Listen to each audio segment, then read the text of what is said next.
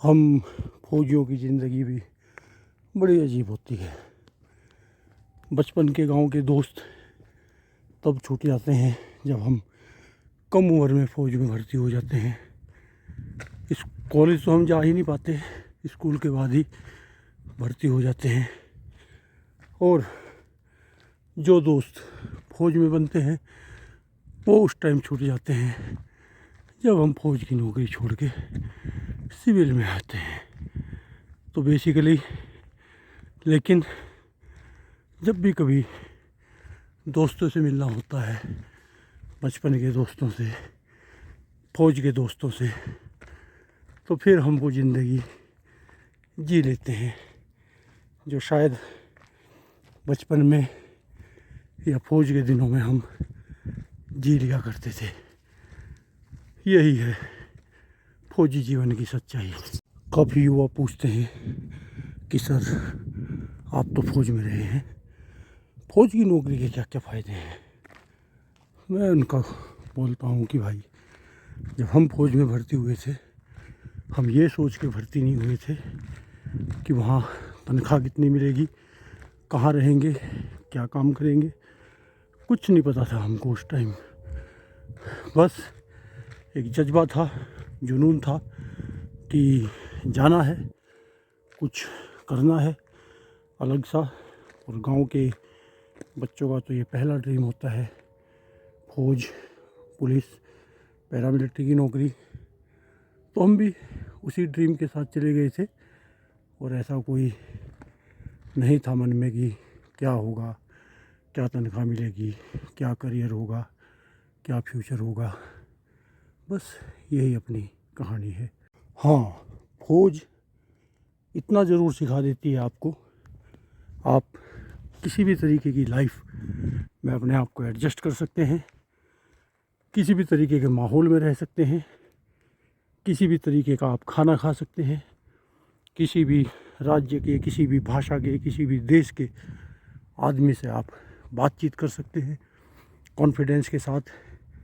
किसी भी माहौल में आप एडजस्ट हो सकते हैं, कितनी भी कठिनाई आ जाए सिविल जीवन में की, लेकिन हम लोग उनको झेल लेते हैं क्योंकि हम तो उससे भी ज़्यादा कठिनाई झेल के आए हुए होते हैं।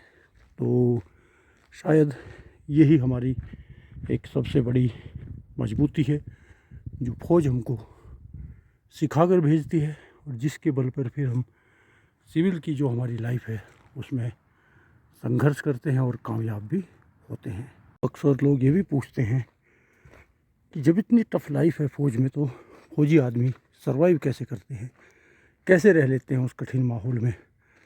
तो भाई मैं बताना चाहता हूँ उनको कि अगर हम एक पूरे दिन थके मांदे काम करके मेहनत करके अपनी बैरक में आते हैं ना, तो वहाँ एक हमारे पास मिनी भारत है। वहाँ हमारे पास बंगाल के दादा भी हैं, पंजाब के बल्ली हैं और महाराष्ट्र के घाटी हैं, हरियाणा के जाट हैं, सरदार जी हैं, तांबी है और क्या और न जाने क्या क्या है। किस किस भाषा, अलग अलग भाषा, अलग अलग जगह के जो हमारे दोस्त हैं। एक बैरक में अगर 20-25 लोग हैं तो 20-25 स्टेट के भी हो सकते हैं। तो बस हमारी मजबूती वही है, वही हमारी ताकत है और उन्हीं के सहारे हमारा टाइम निकल जाता है। छुट्टी काट के जब हम चलते थे तो जो 2 या 3 दिन हमारे सफ़र के हुआ करते थे ट्रेन में, बस उन 2 या 3 दिन हम बहुत परेशान होते थे, घर की याद आती थी। लेकिन एक बार अपनी यूनिट में, अपने वर्क प्लेस में, अपनी जहाँ हमारी पोस्टिंग है जहाज़ में या कहीं भी पहुँच जाते थे तो फिर बस वही दोस्त, वही बैरक, वही मैस, हमारा परिवार, घर बार सब कुछ हो जाया करती थी। और फिर अगली छुट्टी जो कि 6 महीने से पहले नहीं मिलती थी, उन्हीं यार दोस्तों के सहारे बड़े मज़े से हम काट दिया करते थे। और हाँ, जब छुट्टी चलते थे तो सारे के सारे दोस्त छोड़ने के लिए रेलवे स्टेशन ज़रूर आया करते थे क्योंकि उनको लगता था कि एक दिन हमको भी छुट्टी मिलेगी और हम भी जाएंगे। तो यही थी लाइफ। एक और जो मैं ख़ास बात फ़ौज की यहाँ अब सिविल लाइफ में आने के बाद महसूस करता हूँ कि हम चाहे हमको तनख्वाह कम मिलती थी, हमको डिफ़िकल्ट लाइफ थी, खाना भी ऐसा मतलब कोई लेविश नहीं था, सिंपल, लेकिन एक चीज़ जो हमको वहाँ पर उत्साहित रखती थी, मोटिवेटेड रखती थी, खुश रखती थी, वो थी हमारी दोस्ती। वो जो हम एक बैरक में एक साथ काम करते थे, रहते थे, तो एक जुड़ाव, जो एक लगाव एक दूसरे से होता था। तो वहाँ भले ही कितनी भी डिफ़िकल्टी है, कितनी भी है, हम जंगल में हैं, कहीं भी हैं, लेकिन अकेलापन, जो लोनलीनेस है, वो हमको कभी महसूस नहीं हुई। और यहाँ सिविल लाइफ में आपके पास बढ़िया नौकरी है, सब फैसिलिटी है, लेकिन कहीं ना कहीं ये अकेलापन यहाँ आके महसूस हुआ है, जो कि फ़ौज में हमको कभी महसूस नहीं हुआ।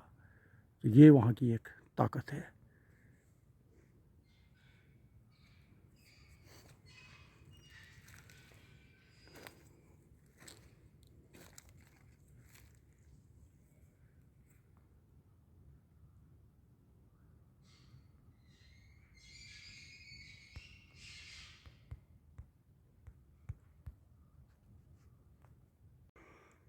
दूसरी बात ये, लोग भी ये भी पूछते हैं कि फ़ौज की लाइफ, हालांकि फ़ौज की नौकरी नहीं मैं बोलूँगा, क्योंकि हमने कभी नौकरी करी नहीं, ना हमने उसको नौकरी समझा।